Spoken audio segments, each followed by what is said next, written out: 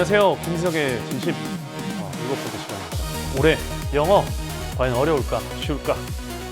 영어 쉽게 나올 거라고 전망하는 분들 많이 계시죠? 그런데 저는 이 질문을 던지고 싶습니다. 작년에도 그랬지만 영어 시험이 쉽다 어렵다 특정 과목을 제가 얘기하는 건 이 영어만을 얘기하려는 게 아닙니다. 과연 누구에게 쉬울까 어려울까 합니다. 이걸 얘기를 안 합니다. 사람들이. 자, 영어, 수능 영어를 가지고 한번 얘기해 볼게요. 영어의 의미가 어떠냐? 2020년 수능부터 시작해서 2026학년도 수능까지 여러분 보시죠. 1등급의 비율입니다. 위쪽에, 아래쪽에 이 파란색은 그 비율에 해당되는 인원이고요. 그리고 2등급, 3등급, 4등급입니다. 보시는 것처럼 1등급 학생 숫자는 뭐 6%, 7%, 4%, 6% 작년이 조금 많이 어려웠죠. 누구한테요? 누구한테 어려웠다고요? 1등급? 2등급에게 어렵다는 겁니다. 왜 그러냐? 보시는 것처럼 여기 1, 2등급을 기준으로 놓고 봤을 때 1, 2등급은 비율이 좀 줄었죠. 근데 3등급은 또 어떻습니까? 4등급은요. 즉 누구에게 더 큰 영향을 미쳤냐? 이 부분에 대한 이야기를 하려는 겁니다. 근데 이게 어떤 의미를 가지느냐면요. 실제로 이렇습니다. 2, 4 대입부터 2, 6 대입까지 차례대로 한번 살펴볼게요. 2, 4 대입에서 각 등급을 받았던 인원수입니다. 2, 4 대입에서. 근데 2, 5 대입에서는 어떻죠? 와, 2, 5 대입은요. 그때 영어가 1등급이 6% 나왔을 때 영어가 쉬웠다는 얘기가 굉장히 많았습니다. 근데 그때 제가 약간 화를 냈거든요. 지인들한테. 그게 무슨 소리냐. 1등급만 사람이냐. 2등급, 3등급 봐라. 2, 4 대입에서 다 줄었는데 우리 애들은 다 이 애들인데 라는 얘기를 했던 기억이 납니다. 무슨 얘기냐. 누구한테 쉬웠냐가 어려웠냐가 중요한 거예요. 반대로 또 한번 볼까요? 2, 6 대입은 어떻습니까? 1등급 굉장히 많이 줄었죠. 1, 2등급이. 근데 3, 4등급은 어떻습니까? 물론 1, 2등급을 받을 만한 아이들이 2, 3등급, 4등급으로 내려왔기 때문에 이런 현상이 생겼다는 거 당연히 이해하실 겁니다. 그런데 어쨌든 이걸 통해서 드리고 싶은 말씀은 뭐냐면요. 누구에게 어려웠고 과연 만약에 올해 수능이 만약에 쉬워질 것이라고 예상한다면 누구에게 쉬워질까요? 지금 내가 이미 영어를 매번 3, 4등급 받고 있는 친구라면요. 사실 아무런 영향이 없을 거예요. 그런데 내가 아슬아슬하게 1등급 아랫선이나 2등급 초반이거나 2등급 아랫선이거나 3등급 초반이거나 이런 친구들이라면 아무래도 올해 영향을 받을 수가 있을 것 같다라는 그런 생각 말씀드립니다. 무슨 얘기냐? 이건 또 누적 인원이에요.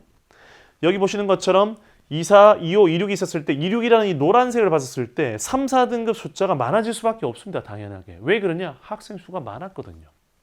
게다가 3등급까지 비율을 보면요. 언제나 그렇습니다. 여기 보시면 4등급까지 비율을 제가 써뒀는데 60%대예요.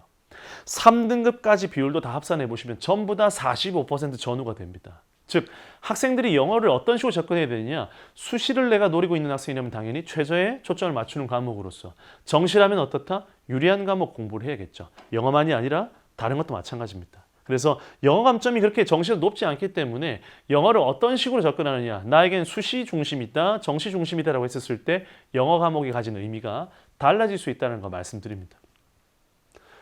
실제로 국어 과목을 먼저 한번 살펴볼까 하는데요. 국어에서도 보면요. 2, 4 대입, 2, 5 대입, 2, 6 대입으로 갈수록 2, 4, 2, 5, 2, 6으로 갈수록 누적 인원 자체가 늘고 있거든요. 이게 무슨 얘기냐? 다른 의미가 아니에요. 그냥 국어 과목의 난이도의 문제가 아닙니다. 그냥 언제나 4%, 11%, 23%에 해당되는 1, 2, 3등급 학생 수가 늘었다는 얘기는 그의 수험생이 많았다는 거예요. 그래서 최근 2, 4, 2, 5, 2, 6 대입으로 가면서 학생 숫자가 늘었거든요. 그러면 국어만이 아니라 수학도 마찬가지입니다. 2, 4, 2, 5, 2, 6 대입 모두 학생 수가 늘고 있죠. 그렇죠? 그리고 여기 보시는 영어도 마찬가지입니다. 사실은 영어 같은 경우도 1, 2등급에 있어서 주로 어떤 인원 변화가 좀 있을지 모르겠지만 2, 4 대입 파란색에서 2, 5 대입 주황색으로 갔었을 때 약간 변화가 있고요. 노란색으로 갈 때도 약간 변화가 있지만 결국 3등급까지 숫자를 봤었을 때는 사실상 어쨌든 20만 이상의 학생들이 늘 3등급 이상을 받아왔다는 겁니다. 그래서 우리가 영어라는 걸 얘기를 할 때 난이도를 많이 얘기하고 있지만 실제로 학생들 입장에서 볼 때는 정시에 있어서도 영향력이 조금 작은 편이고 그리고 수시에 있어서는 수능 체제로만 접근하다 보니까 아이들이 학생들이 수험생들이 약간 좀 이렇게 절대평가라는 이유만으로 약간은 좀 등한시하거나 조금 힘을 덜 주는 경우들이 많습니다. 근데 그런 부분들을 좀 조심하셔야 된다는 거죠. 실제로 정시에 있어서도 이런 표를 제가 보여드릴 수가 있는데 사실 표는 복잡해 보이지만 간단합니다. 왼쪽에 이제 대학들이 있어요. 건국대부터 시작해서 홍익대까지 이렇게 대학들이 있고 영어를 반영하는 방법 자체가 비율을 반영하거나 또는 뭐 감점, 가점 다양한 방법들이 있습니다. 그런데 영어 1등급부터 해서 9등급까지 어떤 점수를 주느냐예요. 그런데 이 표를 여러분 다른 건 볼 필요는 없고요. 딱 이걸 보시면 됩니다. 무슨 얘기냐? 여기 3등급 때 보이시죠?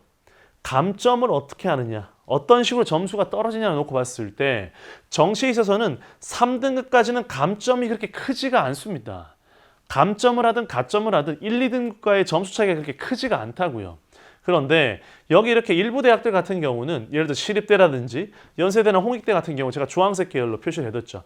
이런 대학들은 보시면 1등급에서 2등급 갈 때보다 2등급에서 3등급 갈 때 점수 차이가 다른 대학에 비해서 조금 더 큰 편입니다. 그래서 정시를 준비하는 친구라면 이런 대학들은 좀 주의를 하셔야 되는 거고 그게 아니라 수시를 준비하는 학생이라면 내가 등급만 사실 잘 받으면 되는 거죠. 그렇죠?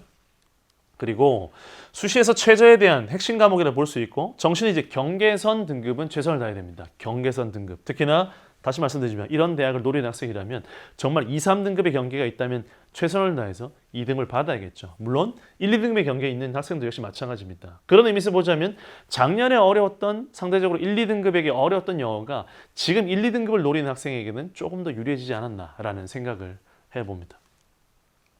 자, 수능 영어의 의미를 이렇게 한번 얘기해 보겠습니다. 실제로 우리는 영어 수능이든 모평이든 간에 끝나고 나면 도대체 이 난이도가 어떻게 됐냐. 작년 같은 경우도 사실 6월 모평 자체가 거의 1등급이 19%가 나왔잖아요. 그런데 6월 모평에서는 상대적으로 더 적은 수치가 나왔죠. 그리고 수능은 또 조금 더 적은 수치로 어렵게 나왔다고 얘기할 수 있는데 그게 도대체 누구한테 어려웠냐라는 거예요.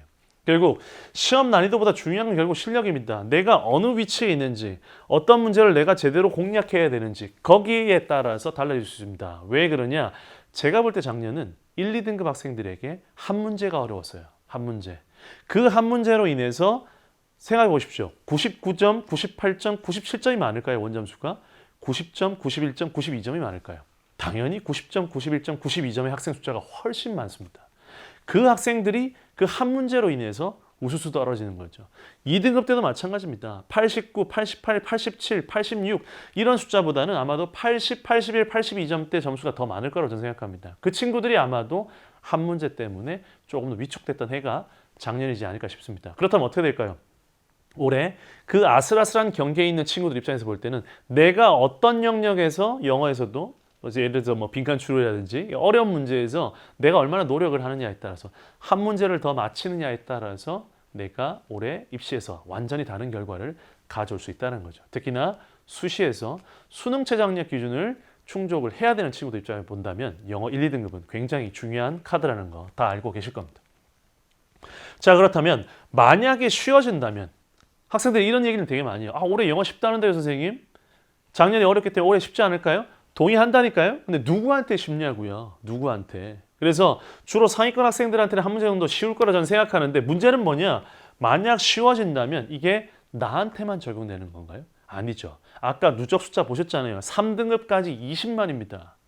그런 많은 친구들한테 한 문제 정도가 쉬워질 수 있는 거예요. 그렇다면 어떻게 되느냐? 나만 쉬워지는 게 아니라 최저 충족률, 다른 친구들도 최저 충족률이 함께 상승하겠죠. 나만 최저를 충족하는 게 아니라 옆에 있는 친구도 최저 충족률이 높아지는 겁니다. 그렇다면 더 치열해지는 거죠.